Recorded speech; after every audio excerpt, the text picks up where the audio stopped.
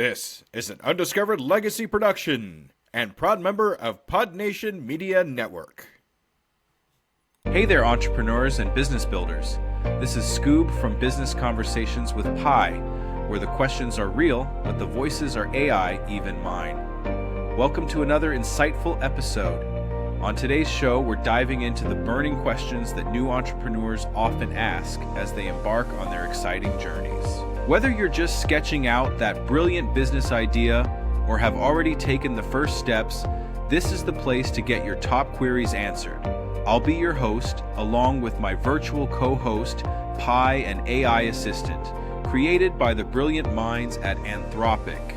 Pi's neural networks have been trained on a vast trove of business knowledge. So you can count on us to provide thorough and actionable advice from crafting a solid business plan to nailing your marketing strategy and everything in between.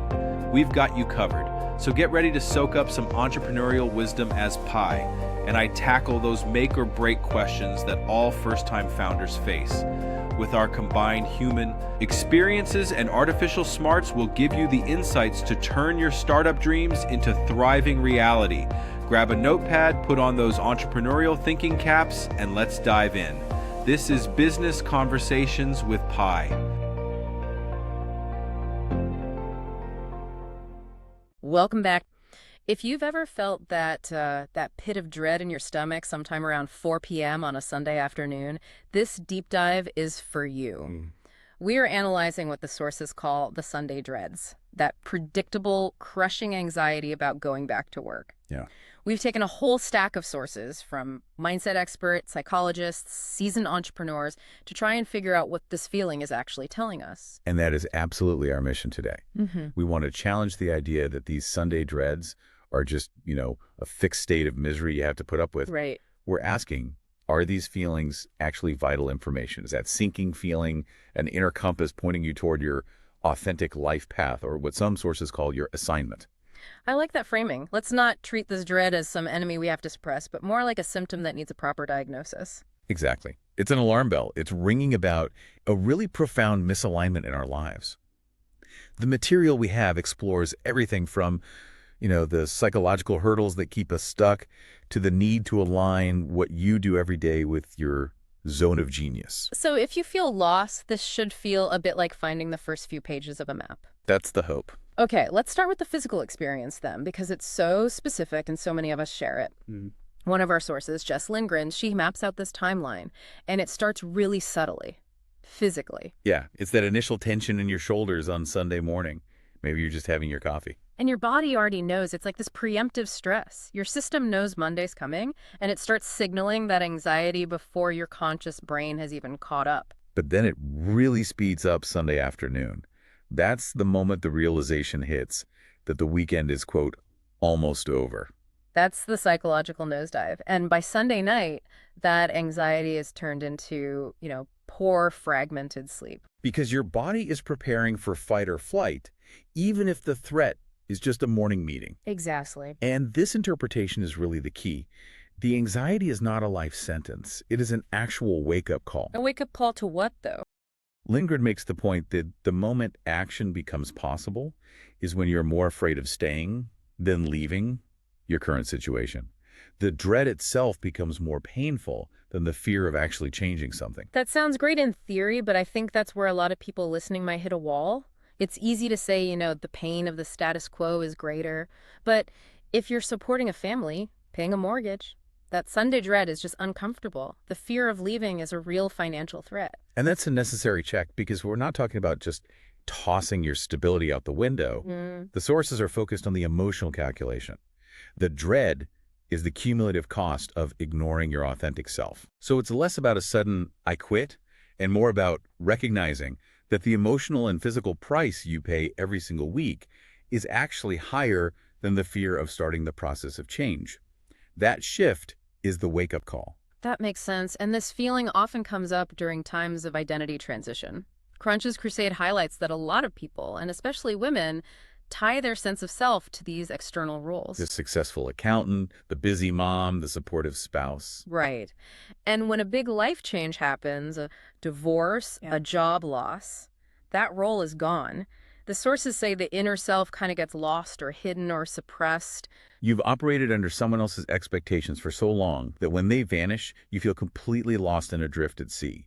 And that Sunday dread is just the emotional echo of knowing you're living someone else's life, not your own. You're lacking an internal rudder. Exactly. So if that misalignment is the cause, what are the psychological forces that stop us from, course correcting? It all comes back to fear. Gordon Firemark synthesizes it really well, identifying 4 core fears that block action: imposter syndrome, perfectionism, fear of failure, and then just generalized fear. And one of the most useful reframes I found in the material was the acronym F.E.A.R. False evidence appearing real. Right. Which suggests the thing holding us back isn't even real yet. John Marvin argues this perfectly. Fear is inherently imagined because the only thing you can really fear is something that hasn't yet happened. It's a story you're telling yourself about a negative future and is crippling your present. The part that genuinely shocked me was the insight from Pat Flynn and John Marvin, that fear and excitement actually come from the same part of the brain. Isn't that wild? They share the same neurological engines, so those Sunday night jitters, that racing heart, that's chemically the same as the energy you'd feel before getting on a roller coaster. This is so critical. It means the goal isn't to get rid of the feeling, it's to choose the label you give it. So you can choose to let that energy become worry, or you can channel it into anticipation of great things happening. It's the first real choice you have when the dread hits. Okay, but what if we feel the dread, we understand the fear, and we still choose to stay comfortable? What's the real consequence? Leslie Fiorenzo puts it very sharply. Ignoring the feeling means missing your true assignment. What do they mean by assignment? Is that like a spiritual thing? Not necessarily a spiritual decree, no. Think of it more like that unique contribution, skill, or idea that only you can execute. If you ignore that itch in your gut for too long, she says, the universe found somebody else to carry it out. Wow, that's a heavy thought. But does your assignment have to be starting a company? Do you have to become an entrepreneur to stop feeling the dread? Not at all. The assignment is just the path where your unique talents and passions meet a problem that needs solving. It could be a new process at your current job. It could be launching a unique curriculum if you're a teacher. The dread is just the alarm clock saying you are not engaging the highest version of your purpose. It's screaming for contribution, not necessarily for incorporation papers. Precisely. Yeah. Which brings us to the antidote. Finding what the sources call the zone of genius. Let's break that down. They define it as the work that produces the highest ratio of abundance and satisfaction to the amount of time spent. Or to simplify it, think of it as the thing you do that gives you the most energy, money, or happiness for the least amount of effort. It's work that energizes you, not drains you. And working outside of that zone, spending your time on tasks you're just competent at, is the fast track to burnout. Absolutely. The prescription then is amplification. The Prince of Positivity says you have to delegate the tasks that aren't in your zone. You stop doing things you're merely competent at, and you focus only on what you are a genius at. Okay, but achieving that feels like a straight line to success on a chart. It seems so perfect. But John Marvin and Lindsay make it clear the journey is not a straight line. Not even close. Lindsay has this fantastic analogy. What people think the path looks like is a clean, straight arrow, but what it's actually like is a toddler's doodle. It's messy, unpredictable, full of zigzags. And this is where people get so discouraged. They pivot once, and they think they've failed. When really, the doodle shows us that pivoting is the norm. John Marvin says pivoting isn't failure, it's a necessary skill.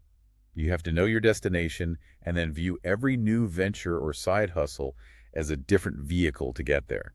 Sometimes a vehicle runs out of gas. You just switch. But switching vehicles takes grit. It takes what Stephen Puri identified as tenacity over talent. We're so obsessed with raw talent, but he says tenacity, the willingness to take a no and ask, how do I get better? That's the real determinant of success. Because you only learn through failure. Vera McCoy argues we have to reframe mistakes. They're not mistakes, they're learning experiences or stumbling blocks that give you essential data. If you haven't failed at something, you weren't pushing hard enough. And you are likely still in that safe, comfortable job that gives you the Sunday dreads. So we've diagnosed the problem, we know the prescription is the zone of genius, but here's the tough love part. The dread will not disappear until you take action. Growth only happens outside the comfort zone. That implies the exact moment we feel uncomfortable is probably the right time to push. From Introvert says, when you feel that discomfort, it likely means you're in the right place. And Lindsay captures it perfectly. The goal is to find comfort in being uncomfortable. So what are the actual steps then for the listener who is stuck in that loop right now? What's the first move? Well, the core advice is simple but terrifying. Just do it. John Krotek and Lindsay both point out that time is still going. If you spend another year just planning, you've actually moved further away from your goal. Because the world moves on without you. But that leap can feel huge. So if it feels too big, we start small. Exactly. Start with tiny, manageable acts. It could be reading one book on your desired industry. It could be spending 1 hour on a Saturday morning just mapping out your skills. Or networking, reaching out to just one person who's doing what you admire.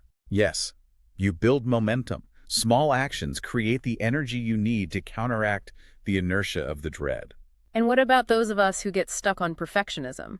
Waiting for the perfect business plan, the perfect website. The sources are brutally honest here. Stop. Louis D. reminds us that ideas are rarely unique. Execution is key. He says to just put something out there that's 80% ready and start testing reality. Waiting for the perfect time actually puts us behind. You need that real-world friction to sharpen your idea. At the end of the day, though, the ultimate motivator has to be internal. Lindsay says the want for the outcome must be bigger than the fear of doing it. When the pain of staying where you are finally becomes greater than your fear of taking the leap, that's when you move. Yeah. And that's when the dread starts to go away. So this deep dive really clarifies that Sunday dreads aren't a life sentence. They're a sophisticated internal messaging system, an inner compass showing a profound misalignment between who you are and what you're doing. The cure isn't denial. It's decisive, authentic movement towards your zone of genius. Toward that assignment. Right. And here is a final provocative thought for you to chew on this week, based on an insight from Pat Flynn. Our brains are wired to solve problems. Okay. If you're complacent in your current work, if your job is monotonous or below your skill level, your brain will subconsciously look for problems elsewhere. It will create drama or worry or just generalized anxiety. Wow. The Sunday dread is simply your brain desperately trying to assign itself the biggest, most important problem it should be solving, aligning your life with your authentic self. So the question is, what problem will you choose to solve this week? If you're pivoting or stepping into your zone or just tackling that fear of being lost, we want to hear about it. Send us your questions about pivoting, authenticity, and overcoming that dread. You can reach us at tuepodcast.net/askpi. We'll see you next time. What an insightful discussion we've had today on Business Conversations with Pi. A huge thanks to my knowledgeable AI co-host who was developed by the brilliant team at Anthropic. Pi's neural networks trained on a vast corpus of business data provided us with invaluable guidance on those pressing entrepreneurial topics. I hope all you aspiring entrepreneurs and business owners out there found Pi's artificially intelligent yet refreshingly human-like advice to be immensely helpful. Whether you're still mapping out that big idea or are already deep in the startup trenches, having an AI assistant like Pi on your team can give you the edge to turn your venture into a success story. And don't forget, if you have a burning business question that didn't get covered today, I want to hear from you. Feel free to send me your query and I'll tap into Pi's capabilities. To get you the answers you need on an upcoming episode, go to tuepodcast.net/askpi. So stay hungry, keep hustling, and tune in next time as we continue decoding the entrepreneurial journey, one conversation at a time. This has been Business Conversations with Pi. I'm Scoob from Undiscovered Entrepreneur, and we'll chat again soon.